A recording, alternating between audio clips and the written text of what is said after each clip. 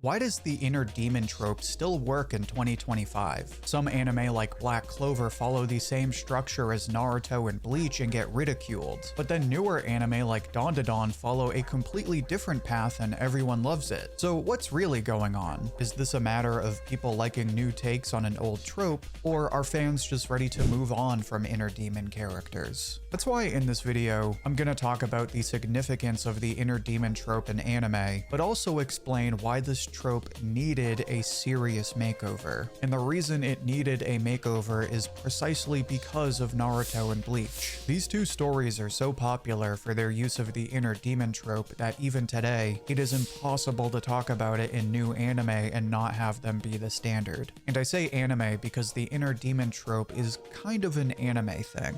Anime didn't invent the idea behind the trope. There's other examples outside of anime, like the enemy within or the shadow. But the inner demon is something that is typically brought up by anime fans to address a very specific trope in anime. For the most part, the inner demon typically refers to whenever there's a character who is possessed by a demon-like entity, and that entity influences both their character and their abilities. So unless a character is literally possessed by a demon or monster, it's not really what people think of as the inner demon in the context of anime. The trope had already been done, but Naruto and Bleach fleshed it out so much and so thoughtfully that it became iconic.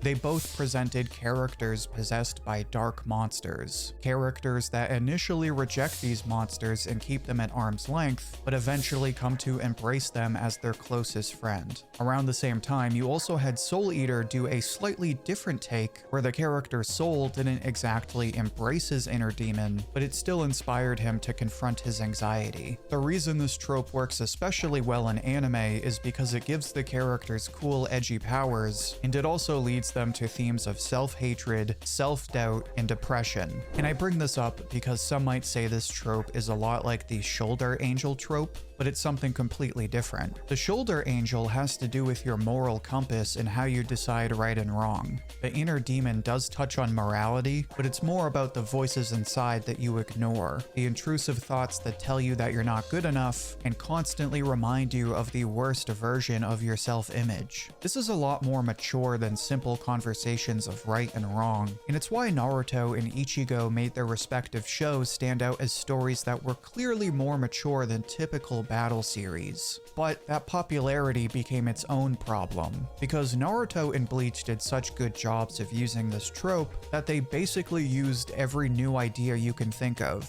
It's like the way Adventure Time has done so many good episodes, it's almost impossible to have new shows and not be like, you guys are just copying Adventure Time. Naruto and Bleach became the standard for something fans love, so now new shows have insane expectations to meet if they do the same thing. The worst example I can think of is Black Clover. Not because I think it's bad. In fact, I love the relationship between Asta and Lieb, and I think Tabata does a great job of putting his spin on a familiar trope without trying to reinvent the wheel. But that's just it. Unless you like Black Clover, you probably think this is just a lazy copy of Naruto or Bleach. And while it really can be argued either way, it serves as proof that comparisons to Naruto and Bleach are unavoidable. Those shows did such a good job that now the character arc that goes along with the inner demon is ubiquitous. So when Black Clover comes along, in theory people should like it because it's hitting the same beats as Naruto and Bleach. But the reason people criticize Black Clover is precisely because it hits those same beats. The problem is you have a proven recipe for this trope that people like, but following that recipe just makes you look like you don't know how to make your own.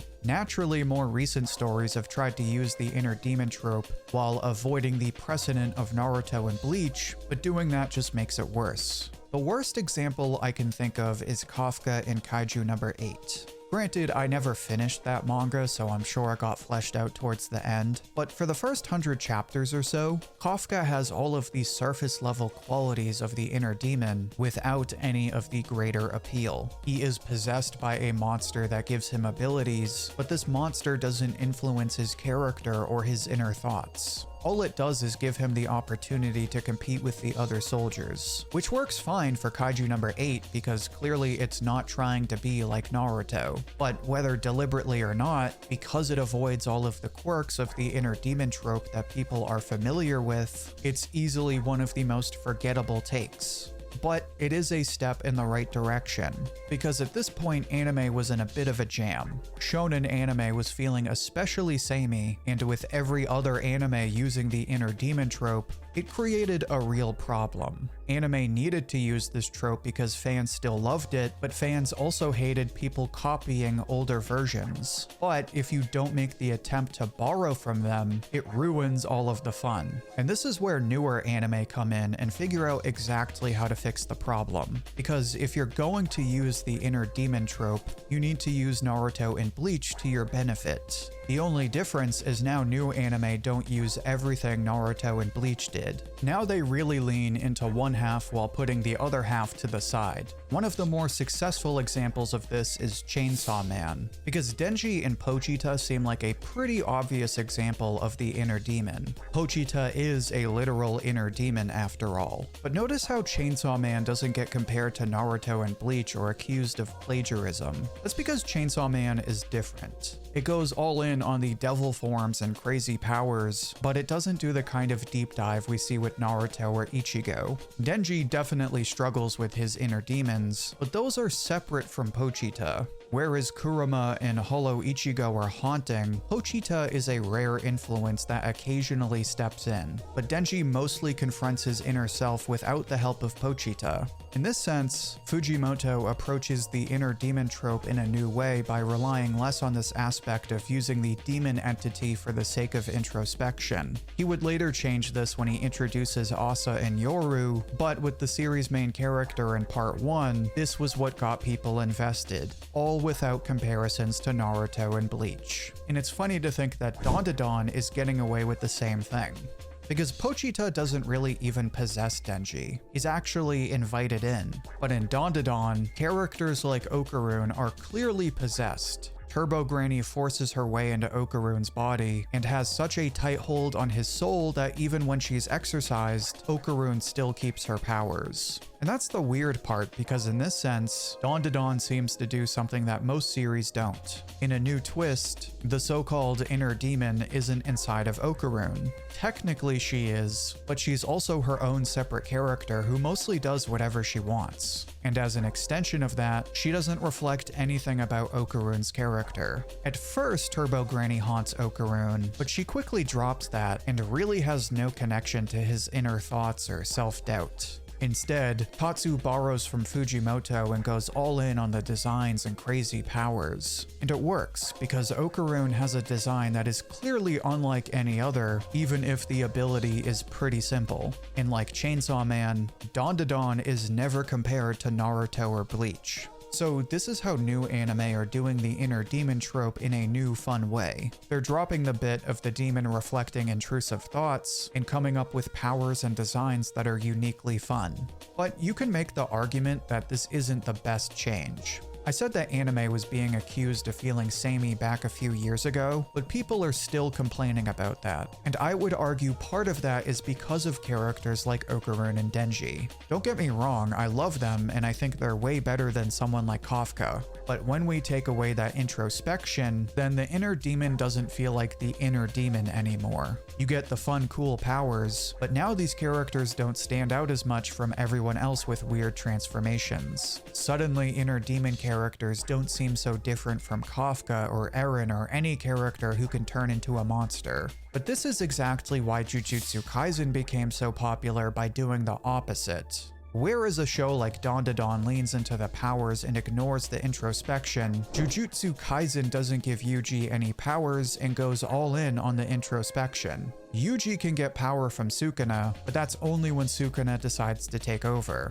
Yuji never masters this power on his own. And to make things more interesting, Akutami avoids the precedent of Naruto and Ichigo by making Sukuna the most diabolical hater manga fans have ever seen. Whereas Kurama and Hollow Ichigo are remembered for being the friend that the main characters could always turn to, Sukuna exists solely to troll Yuji when he's at his lowest moments. A prime example being when Junpei gets turned into a monster, and Sukuna joins Mahito in ridiculing Ouji as he blames himself and falls into a deep sense of trauma and rage. And this is why Jujutsu Kaisen is really the best new take on the inner demon trope, because it follows a lot of the same beats as Naruto and Bleach, but it stands out for not giving the main character cool powers like every other anime, and it made a name for itself by leaning into the same introspection theme, but in a completely different way. In this sense, Jujutsu Kaisen isn't a rejection of the inner demon trope, but is actually a fresh new take on the same archetype. And you can see the success of this change in the instant popularity of Sukuna as one of anime's most popular villains. But that does still leave us with one question. Have these new takes changed anime for the better or made it worse? In terms of something like Jujutsu Kaisen, I think we're bound to get another Sukuna-type character in the future. In fact, you could very well argue that this is already happening with Shonen Jump's new manga Ichi the Witch. In this series, Ichi is possessed by a magic monster that is a stereotypical hater, not unlike Sukuna. It's not exactly like Jujutsu Kaisen because Ichi does get powers out of the deal, but it's the kind of relationship that has the potential to play out a lot like Ouji and Sukuna's. Now, in terms of other anime like Dandadan and Chainsaw Man, it's obvious that these types of shows aren't going anywhere anytime soon, considering just how popular they are. That being said, while they're not the most original takes on the inner demon trope, they're kind of the perfect answer to the inner demon problem. They don't try to be Naruto and Bleach, but they also recognize that this kind of dynamic has pretty much been perfected, so they err on the side of simplicity, which is fine. People like things they've seen before as long as there aren't glaring similarities. So Dandadan and Chainsaw Man are proof that unless you're gonna write someone like Sukuna, the key to recycling the inner demon trope is to keep it simple, but give it a makeover. Give it a monster that no one has seen before. Granted, new anime like Gachi Akata and Kagurabachi are also showing us that anime fans are just as happy without the inner demon trope. But at the same time, they clearly have some room to grow before they can be in the same conversation as the other shows we talked about. And that's because all those shows have something fans love. And that's why the inner demon trope needs to be in new anime. But it also needs to inspire brand new kinds of demons.